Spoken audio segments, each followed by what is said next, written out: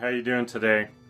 Well, Halloween is around the corner on Saturday, so I thought that we'd do a little paranormal Halloween segment to talk about some fun, scary paranormal things out there. We just had a televised segment come out yesterday here in the West Texas area. This was shown on KLST, which is our CBS affiliate, on the Concho Valley Live show, and it talked a lot about the types of things that we've done. But I just wanted to talk with you today a little bit and answer some questions that you have had for us about the paranormal. One of the things that's been asked is how do we get into this? Why do we do what we do? Why do we continue doing what we do? Well, to answer that question for you, I've been doing this nearly 20 years now. I got into this field because I have had a lot of experiences all my life that I could never explain. I seriously got into this field as far as paranormal research, investigation, roughly about 16 years ago on a pretty high level because I wanted to go a little deeper. I wanted to see if these ghost stories that people were talking about, its encounters, were real. That's the bottom line. Up to that point, about 16 years ago, I never really had a concrete, or should I say what we call a concrete, paranormal experience, something that would solidify my skepticism in seeing the paranormal is real, if ghosts and hauntings were real. So I wanted to go a little deeper about 16 years ago. I wanted to see firsthand what credible, what I call extreme haunting events were like. So what I decided to do was I decided to go stay in a haunted hotel. I ended up staying in the Haunted Jefferson Hotel, which is in Jefferson, Texas, Northeast Texas. And I ended up staying for 4 nights during the week. This was during the week when there were no guests in the hotel. It was very quiet. I wanted to make sure that I had good clarification on the events that were happening. Now, to say the least, that's what got me going into the paranormal. I stayed in 4 of their most haunted rooms on 4 different nights. I had a lot of different things happening in those different rooms. And I have to say, walking those hallways at night was just downright creepy. I would literally be walking the hallway all by myself, and there wasn't anybody else in this hotel. The staff would leave around 9 p.m. and I was alone. And I would literally be walking the hallways at night, and I would hear boots walking down the hallway behind me. I was constantly looking behind. I was constantly looking around. I had the whole staff unlock the doors to all the rooms because they were empty. There were no other guests in this hotel except for myself. And I wanted to be able to go room to room as I encountered things to see what was happening in all these rooms. Right after I had these rooms unlocked and I checked the locks to these rooms, everything was unlocked. During the first night, within just probably a few minutes of starting my paranormal exploration, I found all these doors to be locked. And I didn't have the key. I wasn't going around locking these doors. They didn't lock automatically. They just simultaneously all locked at the same time. And I could not get into these rooms. I could only get into a very short number of the rooms, about 4 or 5 of them out of the 25 rooms that were in this hotel. Had several things happen the very first night in one of the rooms. I was going to dinner around 8 p.m. and I had unpacked everything out of my bag, and I had a pair of dress shoes, and I put them down next to the suitcase. I turned around, and when I looked back across, my shoes were standing straight up on the wall next to each other, just like somebody had picked up my shoes nice and neatly and just sat them up on their heels like this up against the wall. And that really got my attention. I started thinking, okay, things are starting to happen here. And this is supposedly, Jefferson is supposedly the town where Steven Spielberg got his idea for Poltergeist. It's very strongly rumored that he stayed in another hotel across the street from the Jefferson Hotel called the Excelsior Hotel. And when he went into that room, he checked into one of the rooms. He just wanted to kind of get a feel of the historic hotel and also the paranormal stories that went along with it. And supposedly when he checked into his room, he put his bag up on his bed and was doing something, and he heard a noise, and he turned around, and his bag had mysteriously appeared from the bed and now was against the front door to the room.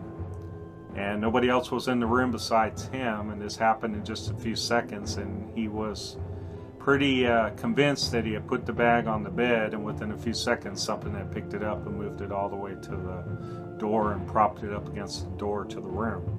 So that got his attention, and supposedly a lot of other things happened to him, and he ended up leaving that hotel.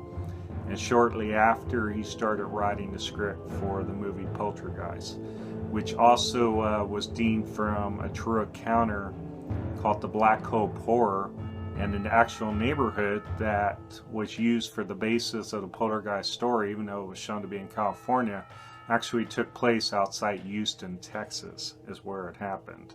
If you ever read the book Black Hope Horror, you will find out exactly what that family endured. And they went through a lot, probably just a few years of a lot of extreme paranormal events happening to them. And this whole neighborhood was, of course, built on top of an old slave cemetery where they had moved the grave markers but left the bodies. This whole neighborhood was put right on top. So if you ever get a chance, read that book. Again, it's called The Black Hope Horror. I have one of the first editions of that book, and it's very interesting. It again is the basis of what the Poltergeist movie is about, even though Hollywood did change up a lot of things. Now, as you can see, there's a lot of paranormal things that come from Texas. A lot of stories come from Texas. When I had all these haunting events at the Jefferson Hotel, I decided at that point that I wanted to go deeper. I'm a past United States Air Force veteran in security police. I've worked in top secret bases across this country. I'm very analytical. I've also used to be an insurance claims adjuster. I used to investigate a lot of insurance fraud. Now, this has brought me to the point that I look at things very closely. My wife Connie looks at things very closely. It wasn't until I was close to my early 20s until I really decided that I wanted to actually investigate, because I had this very curious background all my life. I've always wanted to know more about the paranormal, what makes things tick. When I was about 5 years old, I lived with my great-grandmother with my sister, and we were very poor, so we all slept on the same big bed. And I remember rolling over one night, and I know it wasn't anxiety because I rolled over just like I always do and laid on my belly, and I always put my hand on the side. That particular night, I was very comfortable, leaned over, but something grabbed me, and it tried to yank me through the wall because my head was banging on the wall. So I was very alarmed that night, rolled over, and from that moment on, I always knew something was out there. She used to be an Army intelligence analyst for several years. She had a top secret clearance when she was in the military. So we look at things from a very close analytical point of view. And before we put out what we deem to be paranormal evidence, we scrutinize that evidence very closely before we put it out. We cannot explain that paranormal evidence from any review, from any explanation, natural occurrence. Basically, there's nothing out there. We've eliminated everything. Then usually what's left is the paranormal. And what we get are a lot of very clear things. If you go through our YouTube channel, we post a lot of paranormal evidence. A lot of it is just downright incredible. The voices you hear on our EVPs, electronic voice phenomena, are just downright incredible. You take the time, go through our videos, see what we have. Everything we have is what we've run into, and a lot of that is just downright scary. You can see on the screen behind me, I'm just playing a lot of our YouTube videos. And again, we've done a lot. We've been all over Texas. We've encountered a lot. We've seen a lot of scary things. We've been in abandoned hospitals, asylums. We've investigated attorney offices, doctor offices, military officer quarters on military posts. We talked to a lot of very incredible, rational, professional people out there that are encountering the paranormal. They're encountering very strange things in our homes and businesses. We're called out a lot of times to do a lot of private paranormal cases. A lot of these cases we don't talk about because they're very confidential. A lot of these people run into some very scary things a lot of times in their homes and businesses, and they basically have nobody to turn to.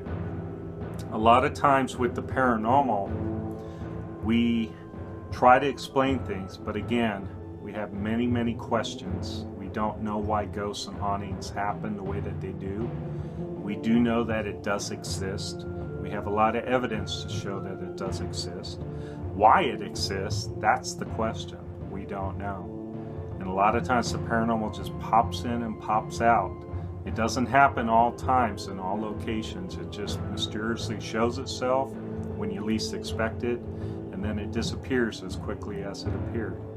But those experiences, those memories people have, that's what leads us to continue what we do as far as the passion in exploring the paranormal. This is why we do what we do when it comes to exploring the paranormal, when it comes to doing paranormal research, when it comes to writing paranormal books. We try to bring the information to you. That's what it's all about. Happy Halloween 2015 from Graveyard Ship Paranormal Investigations. Be watching as we come out with new paranormal videos in different areas besides just ghosts and hauntings. We're going to be exploring a lot of mysterious things. We can't wait to get these new videos out to you. It's been a long time in the running. We're now ready to go with the running. We're now ready to get out there and do a lot more and bring paranormal evidence to you.